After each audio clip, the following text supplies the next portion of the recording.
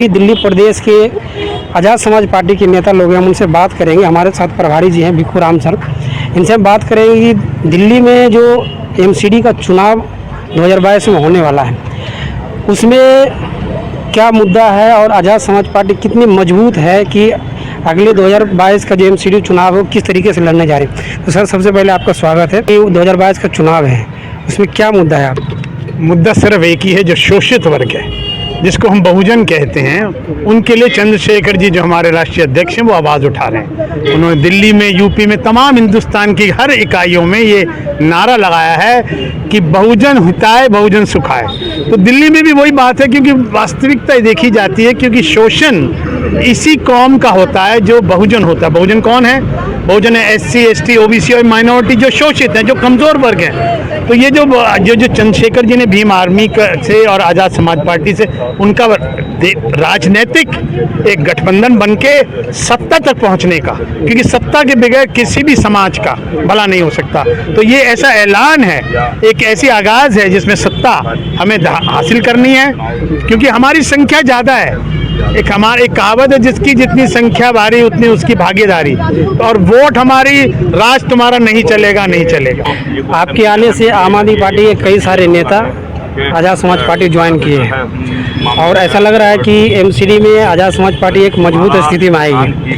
मुद्दा क्या होगा? मुद्दा से देखिए, एमसीडी का मुद्दा एमसीडी का है। पहले एमसीडी में आज जितने कर्मचारी हैं उनके साथ जो उनकी सैलरीज का, उनके परमानेंट का, उनका निजीकरण का, उनका EPF है या ESI है, या जब वो रिटायर होते हैं तो उनको पैसे नहीं मिलते, बेचारे वो धक्के खाते रहते हैं। और 240 दिन की नौकरी जो कर लेता है उसको पक्का करने, ये ऐसे कई नियम है जिनके उल्लंघना हो रही है, क्योंकि संविधान नहीं है। और संविधान ना होने की वजह से ये शोषण हो रहा है। अगर वास्तव में किसी भी इकाई को आप देखें, अगर संविधान पे हम चले, एक घर को भी आप देखें, आपके घर के अंदर भी एक संविधान है, एक पापा एक मम्मी है वगैरह वगैरह। तो इसी प्रकार समाज में, राजनीतिक में, किसी इकाई में एमसीडी हो या दिल्ली सरकार हो, संविधान से या केंद्र सरकार हो, जब संविधान से खिलवाड़ होता है तो आवाज़ उठती है दर्द की। और जो चीख उठती है वो पूरे राष्ट्र में जब चीख उठती है तो सारा का सारा ब्रह्मांड हिलता है और राजनीतिक परिप्रेक्ष्य में बदलाव होता है। सर कोरोना काल में जब लॉकडाउन था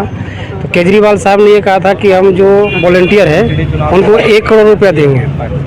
वाल्मीकि समाज के कई ऐसे लोग जो मर गए, मतलब उनकी कोरोना सेवा करते करते कोरोना काल में उनको अभी तक नहीं मिला कुछ। ये बहुत बड़ा मुद्दा है हमारी लड़ाई का।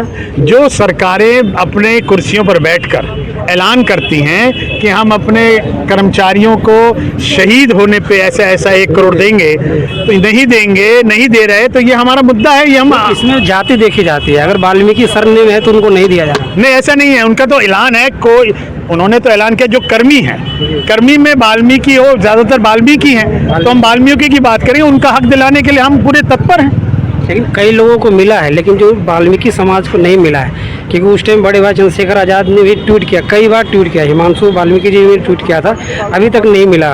उनके लिए आप लोग क्या करना? हम लोग एक आवाज़ उठा रहे हैं, इसीलिए तो हम दिल्ली में घर घर जाके आवाज़ उठा रहे हैं कि जो सत्ताधारी पार्टियां हैं वो आवाज़ तो लगा देती है। और मैं इस आपके चैनल के माध्यम से तमाम दिल्ली के बहुजन समाज के लोगों से आह्वान करता हूं कि अब आपको जगना पड़ेगा, अब आपको आज़ाद समाज पार्टी के साथ जुड़ना पड़ेगा, क्योंकि आज़ाद समाज पार्टी वाहिद एक ऐसी पार्टी है जो अपने बहुजनों के लिए आवाज़ उठाती है। तो ये तो हमने लड़ाई लड़नी है, इसीलिए तो हम आगे आ रहे हैं, वरना अगर ये मामले कर देते तो हमारी ज़रूरत ही नहीं थी।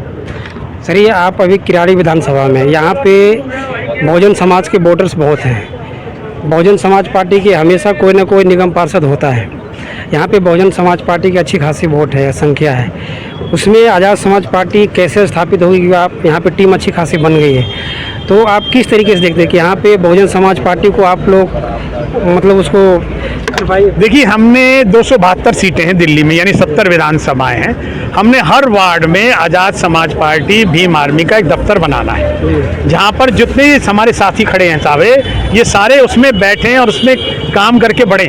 हमारा उद्देश्य है कि बहुजन समाज को आगे बढ़ाना, उनका शोषण खत्म करना। भीम आर्मी क्या, ये जो सिंघू बॉर्डर पे जो घटनाएं हो रही है, दलित समाज क्या उनके साथ है, और एमसीडी चुनाव में क्या ये मुद्दा रहेगा कि दलितों के साथ, क्योंकि केजरीवाल साहब ने भी किस तरीके से आपको पता नहीं पूरे देश में दलितों के साथ तो यही है। हमारे लोग तो फर्स्ट प्रायोरिटी पे हमारे लिए हमारी बहन बेटियों का सम्मान है। किसी भी हाल में कुछ भी हो जाए नहीं हाओ, हमें अपने वोट से कोई वो नहीं, हमें किसी को वो नहीं। जिसको राजनीति करनी है वो राजनीति करें, मगर हम अपनी बहन बेटियों के साथ सम्मान नहीं करेंगे। अपने भाइयों के साथ जो है मान सम्मान स्वाभिमान की लड़ाई से जो है हम लोग समझौता नहीं करना।